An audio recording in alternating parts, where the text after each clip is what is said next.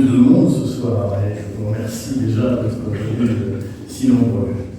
C'est un vrai plaisir de vous retrouver en ce premier jour de cette nouvelle année. Je tenais, au nom du conseil municipal, au nom des services et de la ville de Nantes et de vous souhaiter à tous une merveilleuse année 2023, que vous apporte tout le bonheur que vous méritez, et surtout, on est bien placé pour en parler ici à Nantes et la santé. Bien, chers amis, vous me connaissez, et je vous le dis maintenant, on est à fond, il est temps d'accélérer. Accélérer encore, car nous avons face à nous un défi qui nous concerne tous. Il y a le défi climatique qui exige de nous la planète et les générations futures. Vous savez, je suis agriculteur, j'ai appris à regarder la nature, les saisons, avec les élus, on voit évoluer Nanteuil, les sols, les cours d'eau, et je vois, comme vous, tout ce qui est inquiétant. Je vois nos températures ces jours-ci. On appelle ça maintenant, vous avez déclaré la langue française est très riche, puisqu'on appelle ça la canicule d'hiver. Énorme. Je vais vous citer quelques chiffres qui vont, je l'espère, vous interpeller, car ils parlent de notre territoire. Toujours dire, il va faire 30 degrés, il va faire des choses. Mais là, ce sont des chiffres qui viennent de M. le préfet, vous assistez à cette réunion, il y a quelques jours. Le premier, c'est qu'en 2050, la Seine-et-Marne sera, le climat de la Seine-et-Marne sera celui que connaît actuellement la Côte d'Azur, avec plus de 45 journées chaudes à 25 degrés, plus de 45 journées à 25 degrés. Aujourd'hui, nous en avons que 30, jusqu'à 10 jours de précipitations extrêmes, contre 3 actuellement, et des sécheresses en conséquence. Voilà la réalité pour nous ici, pour notre changement climatique, qui peut vous paraître abstrait à l'échelle internationale ou nationale. Et je vous passe les épisodes des inondations, on est ici pour les bleus. Alors c'est maintenant, mesdames, messieurs, qu'il faut prendre conscience de tout ça et adapter nos comportements. Aujourd'hui, notre rôle d'élu n'est plus seulement d'alerter, mais d'être moteur dans la prise d'engagement pour notre territoire, et cela, quel qu'en soit le coût, ou quoi qu'il en coûte, ou quoi qu'il en coûterait. Ça vous rappelle quelque chose, ça, hein? C'est maintenant, chaque jour, qui plus est dans une période où on le voit, et les maires le savent bien, chaque centime compte. La sobriété énergétique, et sur d'autres mesures prises par toutes les villes, répond bien sûr à cette crise énergétique, mais si nous avons poussé les décisions à Nanteuil, ce n'est pas seulement pour faire des économies, c'est aussi parce qu'éteindre l'éclairage public la nuit, rationaliser les consommations, rejeter moins de CO2, répondre à une urgence climatique, à cette urgence climatique, aux besoins de notre planète. Je remercie d'ailleurs les habitants et les associations qui le comprennent. C'est vrai que c'est pas simple de leur dire demain on va vous baisser le chauffage de 2 degrés et qui jouent le jeu au détriment du confort auquel ils étaient habitués. Nous, ça fait déjà quelques années que nous sommes dans cette dynamique intégrant le développement durable dans nos choix et décisions. Nous avions offert 300 arbres à nos seniors. Ces arbres, on les voit pousser un peu maintenant. Ça fait 4-5 ans qu'on les a offerts et nous en avons planté au moins 80 en 2022. Je souhaiterais qu'en 2023, ce chiffre soit multiplié, bien entendu, en réalisant ces havres de fraîcheur que, à travers la ville, que nous avons commencé, rue Charles de Gaulle. Il y aura ce nouveau square au centre-ville, rue Pierre-Mendès-France, de nouveaux massifs, la végétalisation des cours d'école, comme à l'école François Pessan, qui sera réalisée. L'un après l'autre, nous remplaçons également les systèmes d'éclairage et rénovons nos bâtiments qui soient thermiquement plus performants.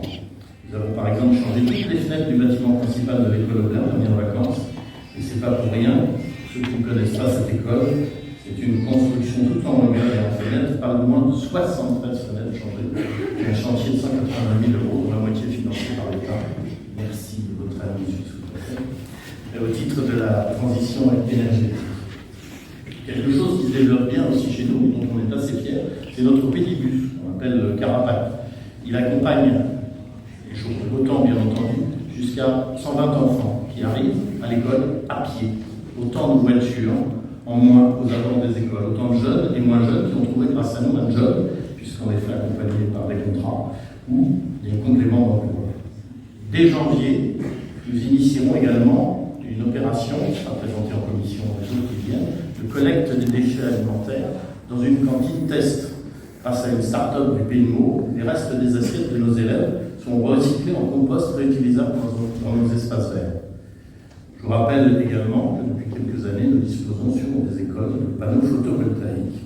Les ombrières photovoltaïques vont bientôt s'ajouter à ce parc et abriter nos véhicules sur le parking de cette salle polyvalente.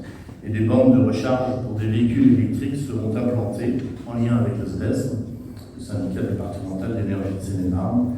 Et nous allons verdir notre flotte de véhicules municipaux. Le débat est lancé, électrique, pas électrique. On a encore quelques questions sur tout ça. Le déploiement du plan vélo permettra à chacun d'utiliser son vélo davantage. La communauté de travail pour favoriser les déplacements propres et faciliter l'accès aux transports en commun avec un plan vélo permettant les liaisons intervilles vers les points stratégiques que sont bien entendu les gares ou encore le déploiement des bornes électriques. Les transports, mon collègue le vice-président et maire de Triport qui doit m'inviter à manger depuis 30 ans, mais bon, c'est la chose, je préfère le dire là. Les transports sont en effet une des clés, si tu es là Jean-Michel, pour améliorer la qualité de l'air. Nous réfléchissons ainsi aux énergies de l'avenir, particulièrement l'hydrogène, puisqu'on va préparer avec la communauté également une conférence sur l'hydrogène. Et nous serons novateurs là-dessus. Je tiens à dire que le transport en commun à Nanteuil et sur la communauté d'agglomération fonctionne particulièrement bien, puisqu'on a constaté, et ça c'est les chiffres qui parlent, 24% de voyageurs en plus depuis que le PMO a accéléré ces lignes, et 22% à Nanteuil. Il nous manque 2-10%. Je promets, Jean-Michel, on va les faire. Sur le développement durable, l'agglomération aussi passe à la vitesse supérieure en élaborant sa stratégie climatique pour les prochaines années, ce qu'on appelle le PCAET, le plan climat, air, énergie territoriale. Ce plan, c'est tout simplement notre feuille de route pour les 6 ans à venir. Nous devons le nourrir d'actions ambitieuses, d'actions pérennes, coûteuses sûrement, mais avant tout préservatif, pardon.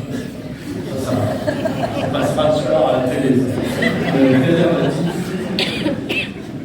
pour nos générations futures. C'est tous ensemble que nous devons définir ces actions. Alors, je vous attends nombreux parce qu'il y aura des concertations qui se dérouleront jusqu'à la mi-juin à peu près. Ce PAT sera en effet l'engagement que prendront les maires et que prendront, bien entendu, derrière la communauté d'agglomération. Et que tous les habitants seront invités à venir dire ce qu'ils souhaitent voir arriver pour les 6 ans à venir, sachant que nous serons bien entendu contrôlés pour voir si tout cela a été bien fait.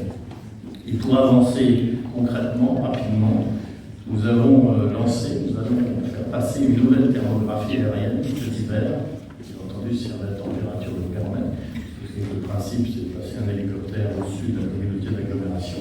Les jours il fait -3, -4, -5, qui permettra de constater si votre maison, si les bâtiments publics sont bien isolés, et ainsi éviter les déperditions de chaleur et faire les travaux nécessaires.